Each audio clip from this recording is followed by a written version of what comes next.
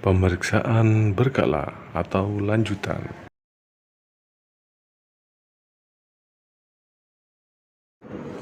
Langkah berikutnya adalah pemeriksaan berkala atau lanjutan. Nah, langkah ini diasumsikan saat kita sudah selesai melakukan tindakan pertolongan pertama, apakah pembarutan terhadap luka, pembedahan, kemudian ada penanganan-penanganan yang lain terhadap tubuh si korban yang mengalami luka ataupun cedera. Nah, setelah tadi ada tim yang menghubungi ambulan, kemudian ambulannya datang. Nah, fase inilah yang kita lakukan, yaitu fase pemeriksaan berkala atau lanjutan. Nah, singkat kata, penderita kemudian kita masukkan ke mobil ambulans. Nah, kemudian selama perjalanan dari lokasi kejadian menuju ke rumah sakit, kita lakukan tahap ini. Apa saja yang kita lakukan? Yang pertama adalah mengecek respon. Respon bisa membaik ataupun bisa menurun. Yang tadinya pasien tidak sadar bisa kemudian sadar diri. Kemudian yang tadinya pasiennya sadar bisa terjadi ngedrop, akhirnya tidak sadarkan diri. Mengecekkan respon itu sangat penting. Ya. Yang berikutnya kita cek jalan nafasnya. Ya, airway tadi dicek masih ada nafasnya atau tidak, nafasnya stabil atau tidak, apakah justru melemah. Nah, selama di perjalanan di mobil ambulan harus dipantau terus.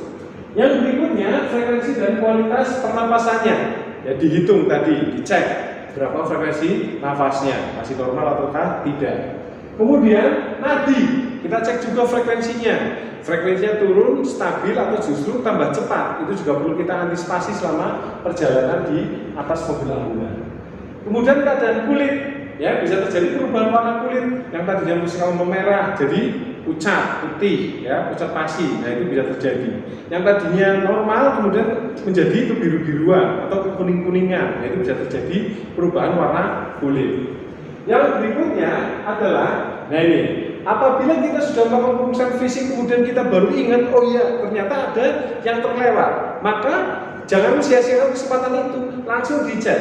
Siapa tahu di daerah tertentu yang tadi kita lupa untuk mengeceknya ternyata ada luka atau cedera, langsung lakukan penanganan. Ya. Yang berikutnya, periksa ulang penata laksanaan penderita. Nah, kita cek pembalutan, pembedahan yang sudah kita lakukan dicek, ya. Apakah ada perdarahan yang merembes atau tidak. Nah, ini satu tips ya buat kalian semua guys. Kalau terdapat pembalutan yang merembes, dalam arti kata darah itu merembes keluar, maka teknik yang betul adalah segera ya balutkan pembalutan yang kedua tanpa melepas pembalutan yang pertama karena akan berbahaya, darahnya akan semakin banyak keluar. Sehingga cukup didobelin ya tanpa melepas pembalutan yang pertama tadi. Yuk diingat-ingat ya.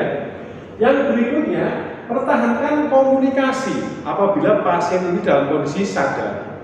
Kita sugesti, kita berempati kepada si pasien. Ya, kita kasih motivasi supaya pasien itu semakin semangat untuk bertahan hidup. Jangan malah kita semakin membebani pasien sehingga bisa terjadi kesadarannya nanti menurun.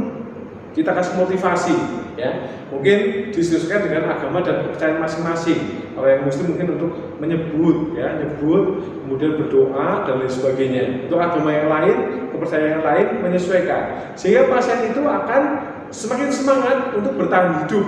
Itu saja untuk fokus kesembuhan dan keselamatannya.